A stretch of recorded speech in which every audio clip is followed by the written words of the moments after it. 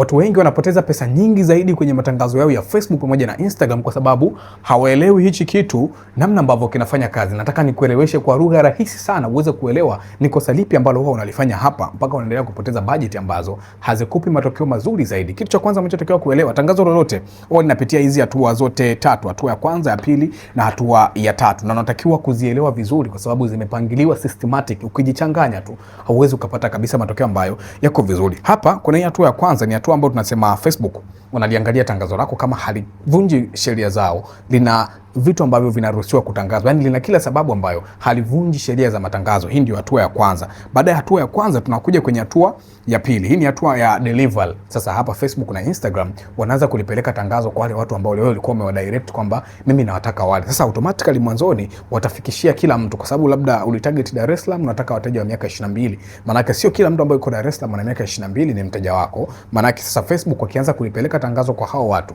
wanaanza kujaribu kuangalia ni akina nani kwenye hao ulio wa target wana uwezo wa kuwepa matokeo ambayo yako vizuri, unaweza wakafanya kitu ambacho wewe unakitaka. Sasa hapa ni watu wengi huwa wanaishia matangazo yao, unakuta akipata message nyingi za wauliziaji anazima tangazo, akipata vitu ambavyo vieleweki kwenye tangazo anazima tangazo, manake anarudi tena huku kutengeneza tangazo lingine, na hivyo hivyo akitengeneza nalo litakuja hapa, napo atapata wateja wale wauliziaji, and then hataridhika tena, atalizima hilo tangazo. Lakini sasa ikitokea kama umevumilia hapa, ambapo inaweza kuchukua labda siku moja mpaka siku 14, hiyo ni kwa uhakika zaidi, siku moja mpaka siku 14. Ukiliachia tangazo likafika mpaka huko, kuna possibility ya lenyewe kuja mpaka kwenye hii hatua ya tatu. Maana hatua ya tatu hapa tayari wameshajidhihirisha hapa, huu muda wote wameshafanya testing, ni watu gani wana respond vizuri, ni watu gani ambao wanafanya vizuri zaidi kwenye matangazo yako, ndo wanaanza kuwapelekea tangazo lako katika hii hatua. Maana hata hapa napo ukizima tangazo, maana litarudi huku pia, utatengeneza tangazo, litakaguliwa, litakuja hapa and then litaenda hivi. Sasa hapa ndo kuna watu wanabakiaga sana matangazo mengi sana. Kama unafanya matangazo ambayo ni ya chini ya siku 14, umezima, umewasha lingine, umefanyaje,